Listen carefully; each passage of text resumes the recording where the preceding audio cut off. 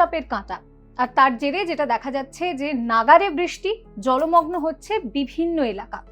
জল যন্ত্রণাকে সঙ্গে করেই যারা নিত্যযাত্রী তাদেরকে রাস্তাতে বেরোতেও হচ্ছে। শুধু কলকাতা নয়, বলা যেতে পারে যে এই মুহূর্তে দাঁড়িয়ে গোটা পশ্চিমবঙ্গ জুড়ে বিভিন্ন জায়গায় বৃষ্টি চলছে এবং সেই বৃষ্টির জেরে এক একটি জায়গায় কিন্তু বন্যা সতর্কতাও দেওয়া হয়েছে।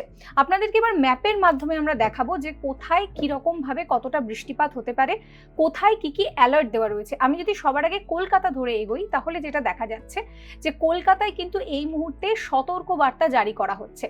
এই মুহূর্তে যদি আমরা দেখি তাহলে কলকাতায় বৃষ্টি সেটা চলবে এবং কতক্ষণ বৃষ্টি চলবে সেই বিষয়টাও আপনাদেরকে আমরা বলবো। আমি যদি ঘন্টা ধরে ধরে হিসেব করি তাহলে এই মুহূর্তে দাঁড়িয়ে কিন্তু যেটা দেখা যাচ্ছে যে একটু ধীরে ধীরে বৃষ্টির পরিমাণ শহর কলকাতায় সন্ধ্যে 6টার পর থেকে কমবে, কিন্তু 7টার পরে দেখুন আবারও নতুন করে বৃষ্টির পরিমাণ কিন্তু বাড়বে।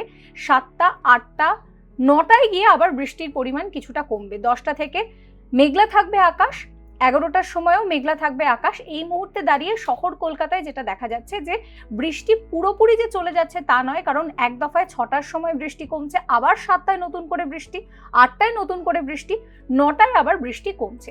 এক্ষেত্রে দাঁড়িয়ে যে সতর্কবার্তা জারি করা হয়েছে সেটা সম্পর্কে আপনাদেরকে বলবো। এই মুহূর্তে দাঁড়িয়ে আমরা যদি 18 তারিখের দিকে নজর রাখি, অর্থাৎ আগামীকালের জন্য কোথায় কোথায় সতর্কবার্তা জারি করা হয়েছে, এই যে দেখতে পাচ্ছেন রং মিলান্তির খেলা যদি মনে হয়, আসলে সেটা নয়।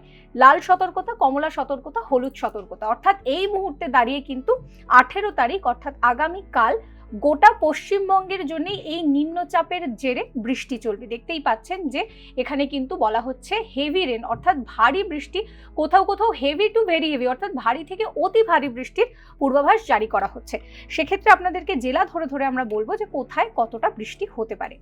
আমি যদি একেবারে শুরুতে উপর থেকে আসি, কালিম্পং থেকে শুরু করে জলপাইগুড়ি, আলিপুরদুয়ার, কোচবিহার, উত্তর দিনাজপুর, দক্ষিণ দিনাজপুর, মালদা, অর্থাৎ এই যে উত্তরবঙ্গ যেটা রয়েছে সেই উত্তরবঙ্গের জন্য জারি করা হয়েছে হলুদ সতর্কবার্তা। এবার যত আমরা নিচের দিকে আসছি যদি আমরা দেখি তাহলে বীরভূম, মুর্শিদাবাদ, পূর্ব বর্ধমান, হুগলি, নদিয়া, কলকাতা, মেদিনীপুর, এই সমস্ত জায়গার জন্য জারি করা হয়েছে কমলা সতর্কবার্তা। অর্থাৎ এই মুহূর্তে দাঁড়িয়ে কিন্তু শহর কলকাতায় আমি যেটা বললাম যে সন্ধে 9টা নাগাদ থেকে বৃষ্টির পরিমাণ কিছুটা কমলেও আবারও আগামীকাল থেকে দেখুন এখানে কমলা সতর্কবার্তা জারি করা হয়েছে। আমরা যদি আরও একটু কাছে গিয়ে দেখি তাহলে যেটা দেখা যাচ্ছে যে বীরভূম, মুর্শিদাবাদ, এই যে সমস্ত জায়গা রয়েছে এই সমস্ত জায়গার জন্য কিন্তু জারি করা হয়েছে কমলা সতর্কবার্তা। অর্থাৎ গোটা পশ্চিমবঙ্গ জুড়েই বৃষ্টি চলবে। এরপর যদি আমরা যাই এর পরের দিন অর্থাৎ 19 তারিখ কীরকম থাকবে আবহাওয়া। 19 তারিখ ম্যাপের রংটা একটু বদলাচ্ছে, অর্থাৎ ধীরে ধীরে নিম্নচাপের যে কাঁটা সেই কাঁটা কিন্তু পরিবর্তন হচ্ছে, কিন্তু তাতেও লাভ কিছু নেই। তার কারণ উত্তর থেকে দক্ষিণ দুই বঙ্গতেই জারি করা হচ্ছে হলুদ সতর্কবার্তা। কোথাও কোথাও এই যে দেখতে পাচ্ছেন যে কালো কালো যে সাইনগুলো আপনারা দেখতে পাচ্ছেন এই সমস্ত জায়গায় কিন্তু বজ্রবিদ্যুৎ সহ বৃষ্টিপাতের কথা বলা হচ্ছে।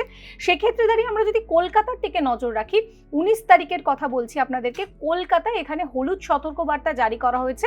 অর্থাৎ এখানে বৃষ্টিপাত চলবে এবং সেই বৃষ্টিপাত কিন্তু দফায় দফায় হবে। এরপর আমরা যদি আরও একটুখানি এগিয়ে যাই অর্থাৎ সময়কে যদি আমরা আগাই 3 নম্বর দিনে যদি আমরা যাই তাহলে যেটা দেখা যাচ্ছে যে 19 থেকে 20 এই সময় পর্বে ধীরে ধীরে আবারও যে এই নিম্নচাপের কাঁটা সেটা কাটছে। আমরা দক্ষিণবঙ্গের দিকে যদি নজর রাখি, দক্ষিণবঙ্গ 19 থেকে 20 এই সময় পর্বে দাঁড়িয়ে পুরোপুরি সবুজ হয়ে যাচ্ছে, অর্থাৎ এখানে আর বৃষ্টির কোনো রকম কোনো সম্ভাবনা নেই। উত্তরবঙ্গের দিকে কালিম্পং, আলিপুরদুয়ার, কোচবিহার, জলপাইগুড়ি, উত্তর দিনাজপুর, দক্ষিণ দিনাজপুর, মালদা, অর্থাৎ এই যে বেল্টটা রয়েছে সেইখানে বৃষ্টিপাত চলবে। এরপর আমরা 20 থেকে 21 তারিখের দিকে যদি নজর রাখি তাহলে কিন্তু উত্তরবঙ্গেও বিক্ষিপ্তভাবে বৃষ্টিপাত চলবে। যে যে জায়গায় বৃষ্টি চলবে সেই সেই জায়গার জন্য হলুদ সতর্কবার্তা জারি করা হয়েছে, সেগুলো দার্জিলিং, জলপাইগুড়ি, আলিপুরদুয়ার, কালিম্পং, এই সমস্ত জায়গার জন্য। বাকি পশ্চিমবঙ্গ ধীরে ধীরে সবুজ হয়ে যাচ্ছে, অর্থাৎ নিম্নচাপের যে কাঁটা সেই কাঁটা সরে যাচ্ছে। আমাদের ওয়ার্নিং কতদিন পর্যন্ত রয়েছে? 21 থেকে 22 তারিখ পর্যন্ত এই নিম্নচাপের যে বৃষ্টি হবে তার জন্য 21 থেকে 22 তারিখ জলপাইগুড়ি এবং আলিপুরদুয়ার শুধুমাত্র এই দুটো জায়গার জন্য বৃষ্টির কথা বলা হচ্ছে। বাকি ধীরে ধীরে ওয়েদার পরিষ্কার হচ্ছে। নিম্নচাপ পুরোদস্তুর কেটে যাচ্ছে কবে থেকে? তারপরের দিন থেকে কিন্তু নিম্নচাপ পুরোপুরি কেটে যাচ্ছে।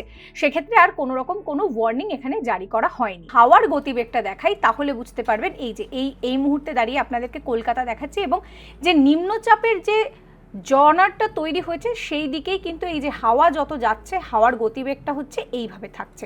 অর্থাৎ এই মুহূর্তে দাঁড়িয়ে শুধুমাত্র যে নিম্নচাপের জেরে বৃষ্টি চলছে তা নয়, বৃষ্টির সঙ্গে সঙ্গে যেটা দেখা যাচ্ছে যে ঝোড়ো হাওয়া, সেই ঝোড়ো হাওয়াও কিন্তু এই মুহূর্তে চলছে।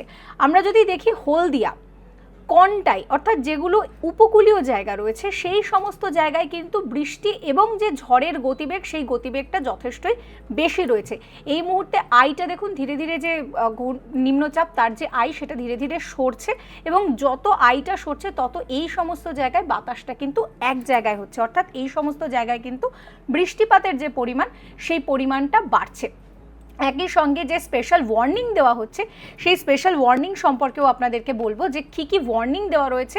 যেহেতু ভারী থেকে অতি ভারী বৃষ্টির সতর্কবার্তা জারি করা হয়েছে, খুব স্বাভাবিকভাবে মৎস্যজীবীদের সমুদ্রে যেতে নিষেধ করা হচ্ছে। বিশেষত কোন কোন জেলার জন্য এখানে বিশেষ ওয়ার্নিং জারি করা হয়েছে সেটাও আপনাদেরকে বলবো।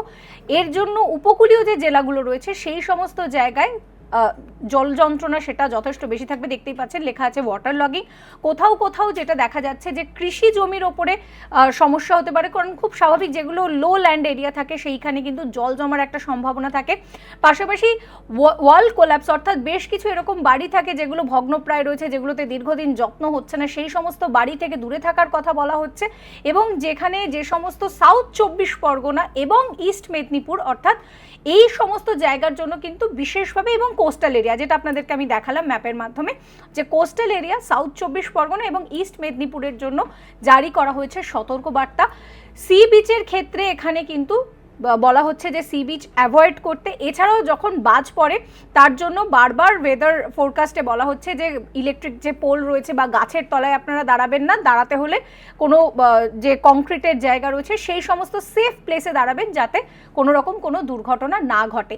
এই মুহূর্তে আপনাদেরকে আমরা ম্যাপের মাধ্যমে দেখালাম যে কোথায় কতটা বৃষ্টিপাত চলবে, অর্থাৎ আগামী কয়েকটা দিন বৃষ্টিকে সঙ্গে করেই আমাদের সকলেরই দিন কাটবে। তবে ধীরে ধীরে নিম্নচাপের কাঁটা যত কাটতে থাকবে ততই কিন্তু ওয়েদার পরিষ্কার হতে থাকবে। উত্তরবঙ্গের ক্ষেত্রে বৃষ্টি বেশি পরিমাণে চলবে, দক্ষিণবঙ্গের ক্ষেত্রে ধীরে ধীরে এই নিম্নচাপের কাঁটা কাটবে। তবে তার আগে কলকাতার জন্য জারি করা হচ্ছে সতর্কবার্তা, তাই আগামী কয়েকটা দিন ব্যাগে ছাতা রেনকোট রাখতে একদমই ভুলবেন না।